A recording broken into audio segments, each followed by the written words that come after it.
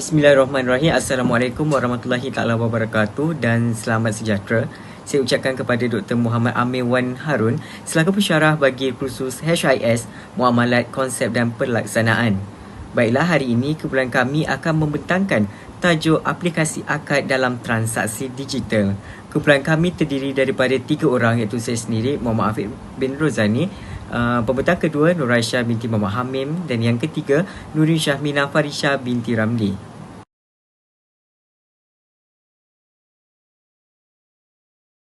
Baiklah, kita masuk kepada pengenalan. Penciptaan peralatan komunikasi moden telah mengubah lanskap transaksi perdagangan yang menyaksikan pihak-pihak yang ingin melakukan jual beli boleh berinteraksi tanpa perlu bersemuka secara fizikal.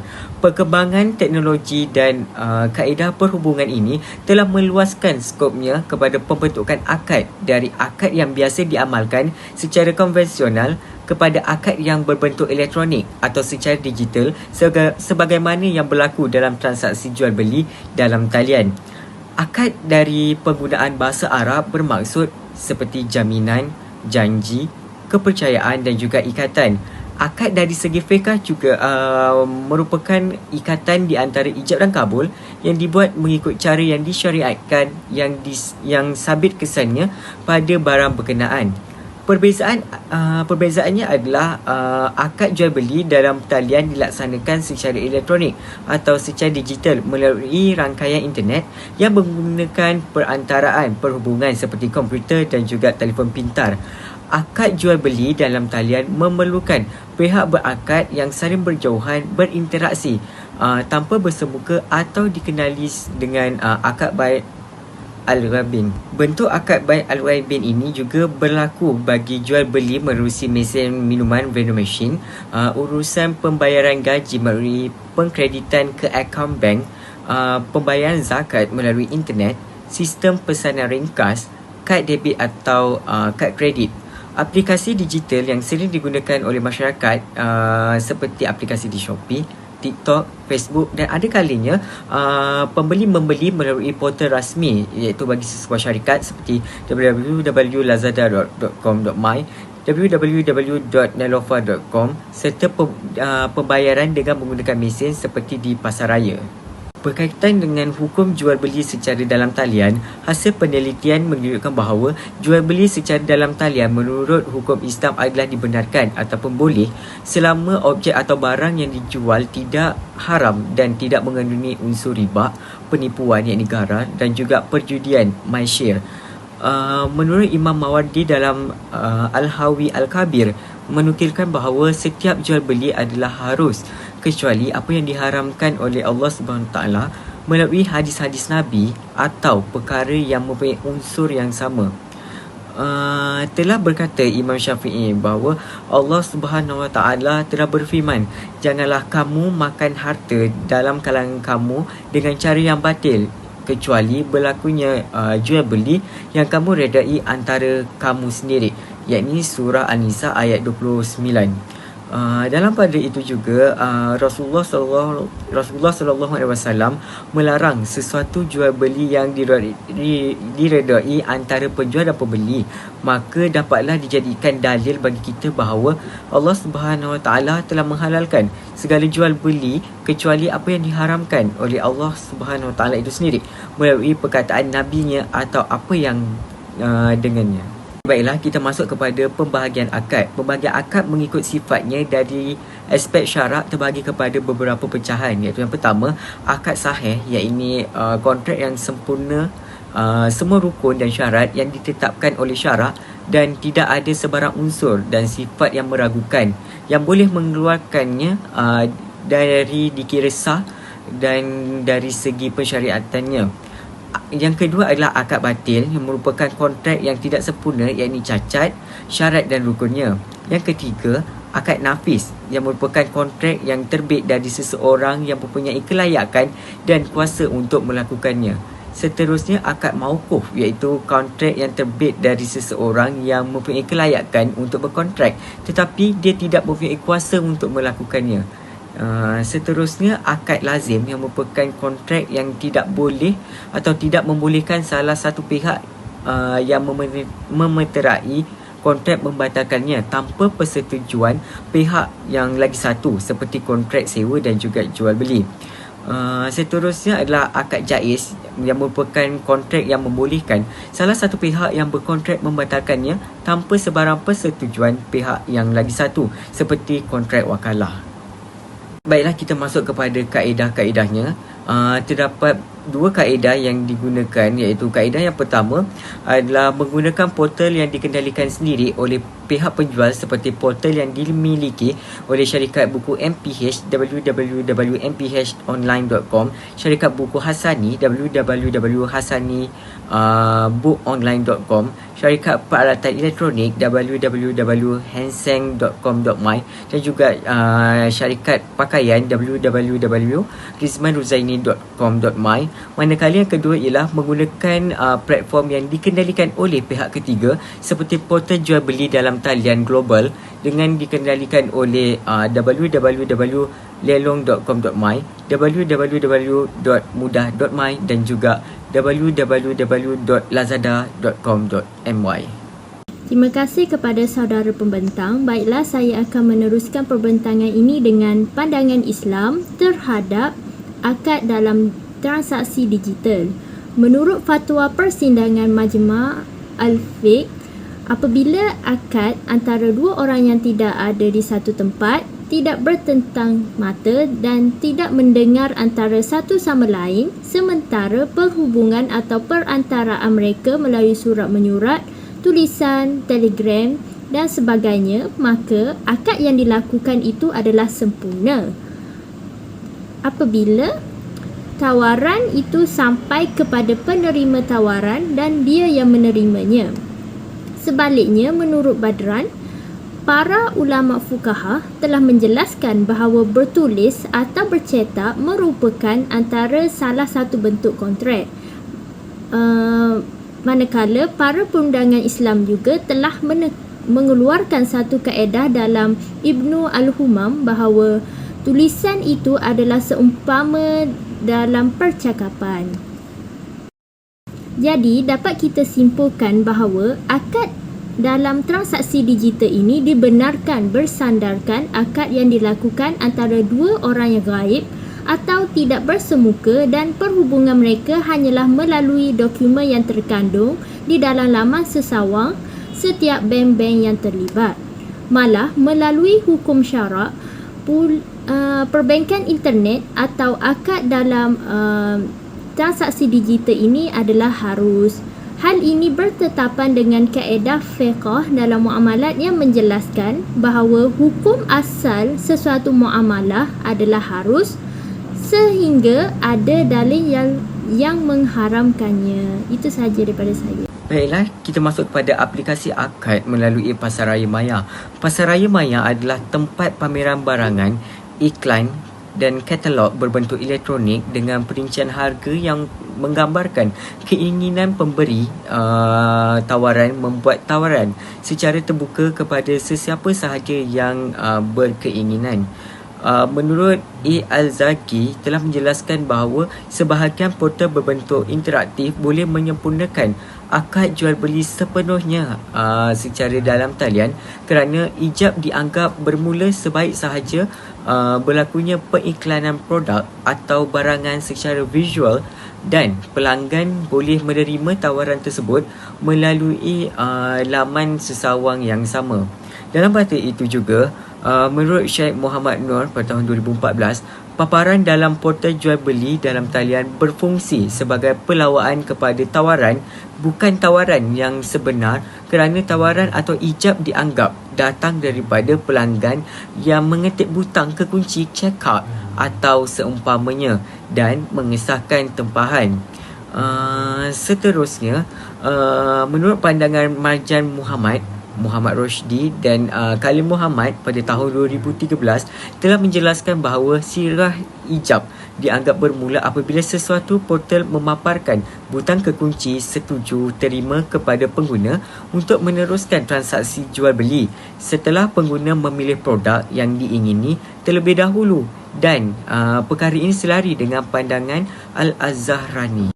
Pembentukan akad melalui pasar maya yang dipaparkan dalam bentuk visual masih memerlukan pembeli melaksanakan tindakan tertentu seperti mengetip butang kekunci tertentu dan mengisi borang langganan atau pembeli. Proses pembelian memerlukan pembeli untuk melakukan perlakuan tertentu yang dianggap sama seperti sirah secara muattah, yang menyatakan bahawa kaedah ini lebih menyamai pembentukan akad melalui tulisan. Persetujuan pembeli untuk melaksanakan jual beli akad menghasilkan dokumen elektronik kepada penjual sebagai pembuktian pembelian. Seterusnya, penjual menerima sirah kabul iaitu pembeli dengan melaksanakan pengakuterimaan sebagai bukti kepada persetujuan penjual untuk melaksanakan penyerahan produk yang telah dibeli oleh pembeli. Proses pembelian dan pengakuterimaan tersebut menghasilkan dokumen atau resit yang bercetak sebagai satu pembuktian jual beli yang telah dipersetujui oleh kedua-dua belah pihak. Akad yang dibentuk adalah sirah bertulis sebagaimana yang terbentuk menerusi akad melalui kiriman email. Seterusnya, akad melalui media sosial. Akad melalui media sosial ini adalah melalui aplikasi-aplikasi yang bertujuan sebenarnya untuk berkomunikasi antara satu sama lain. Tapi kini, aplikasi seperti Instagram, Facebook, TikTok dan sebagainya juga dapat menjana pendapatan manusia. Jadi, antara kaedah-kaedah akad melalui media sosial ini ialah pihak berkontrak iaitu penjual dan pembeli mestilah saling berinteraksi antara satu sama lain dan dengan syarat hubungan berkomunikasi itu tidak putus. Kemudian, hubungan antara penjual dan pembeli dilaksanakan melalui mesej berdigital sama ada dalam bentuk elektronik, audio atau visual. Kaedah ini masih dianggap sama dengan pembentukan akad melalui kiriman email dan secara tidak langsung, kaedah media sosial ini boleh dihubungkan secara sirah bertulis iaitu melalui percetakan elektronik. Oleh itu, aplikasi melalui media sosial adalah sama seperti jual beli konvensional atau bersemuka, melainkan pihak akad, pihak penjual dan pembeli tidak bersemuka dan subjek akad tidak wujud secara fizikal. Hal ini ataupun jual beli ini dipanggil sebagai bai' al-ghaib. Saya Nur Aisyah binti Muhammad Hamim akan meneruskan perbentangan ini. Baiklah, saya akan menerangkan tentang akad melalui kiriman email. Tawaran yang dilaksanakan melalui kiriman email oleh penjual ditujukan secara khusus kepada individu atau pihak tertentu dengan menghantar katalog, iklan, maklumat produk yang ditawarkan kepada pihak lain. Melalui kaedah ini, pembeli yang telah memberikan kebenaran capaian email peribadi semasa melakukan transaksi jual beli dan menyatakan persetujuan mereka untuk menerima sebarang bentuk pengiklanan atau promosi penjual akan menerima katalog online tawaran semasa oleh penjual melalui email elektronik.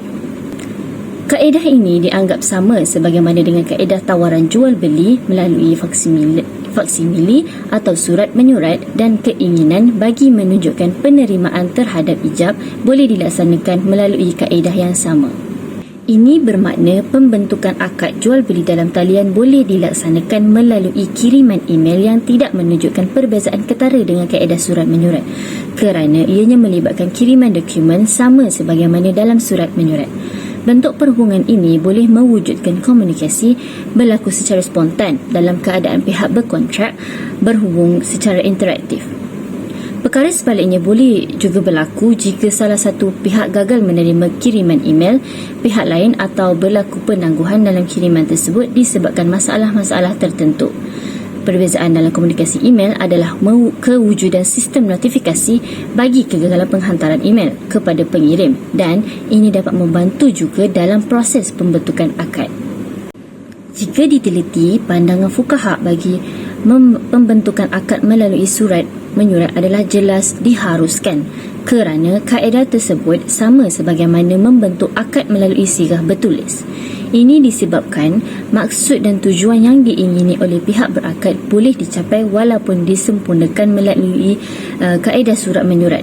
Ia juga merupakan satu bentuk kontrak yang dibenarkan oleh syarak bagi menunjukkan kehendak kedua belah pihak yang berkontrak, kerana kehendak itu merupakan asas kepada konsep reda meredai. Sebagaimana firman Allah Subhanahu Wa Taala dalam surah An-Nisa ayat 29, maksudnya, wahai orang-orang yang beriman, janganlah kamu makan harta orang lain dengan jalan yang batil, kecuali dengan perniagaan, iaitu jual beli dengan suka sama suka di antara kamu. Justeru, atas prinsip persamaan yang wujud antara kaedah komunikasi secara surat menyurat dan kiriman email, maka boleh dirumuskan bahawa pembentukan akad melalui email dianggap menyamai sirah bertulis.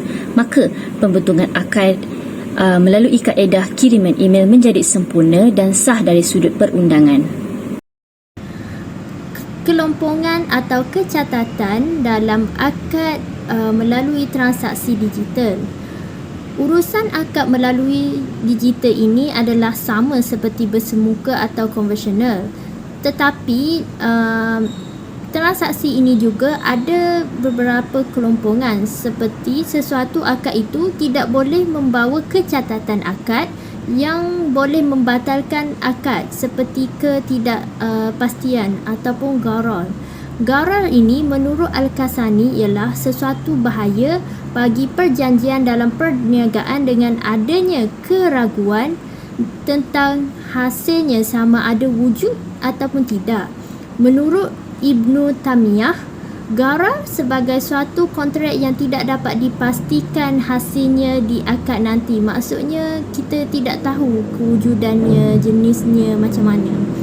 Malah konsep gharar ini atau ketidakpastian ini hanya berlaku pada skala yang kecil sahaja, kerana perkara ini dapat diatasi melalui protokol dan sistem-sistem yang telah ditetapkan. Itu sahaja daripada saya. Sekian, terima kasih. Perkembangan sains dan teknologi moden telah mendatangkan kesan terhadap kaedah transaksi perdagangan semasa. Pada peringkat awalnya, masyarakat menjalankan urusan perdagangan secara tukar barang, kemudiannya berubah kepada sistem tukaran wang, dan kini kaedah perniagaan yang dijalankan secara bersemuka berubah kepada transaksi secara elektronik atau jual beli dalam talian. Saya dapat simpulkan bahawa jual beli dalam talian atau aplikasi akad dalam transaksi digital diakui ia diharuskan kerana banyak mendatangkan kebaikan dengan syarat pelaksanaan kontrak tersebut dilaksanakan berpandukan panduan yang telah ditetapkan oleh syarak. Bagi memastikan akad jual beli dalam talian yang ingin dilaksanakan, perlulah mematuhi prinsip fiqh, iaitu maka elemen seperti pembentukan akad perlu mengikut aturan fiqh dalam jual beli bagi memelihara kemaslahatan pihak yang melakukan transaksi tersebut. Islam juga melarang sebarang bentuk perniagaan yang banyak mendatangkan mafsadah kepada kehidupan manusia. Pembentukan akad ini dilaksanakan menerusi pasar maya, perhubungan email atau media sosial dengan menghasilkan mesej elektronik yang boleh dianggap sebagai satu bentuk sirah akad. Bentuk sirah akad ini memberikan gambaran setiap pihak berakad membentuk akad secara rela dengan kewujudan mesej elektronik. Justru itu, mesej elektronik atau sirah akad ini dianggap salah satu daripada bentuk sirah secara bertulis.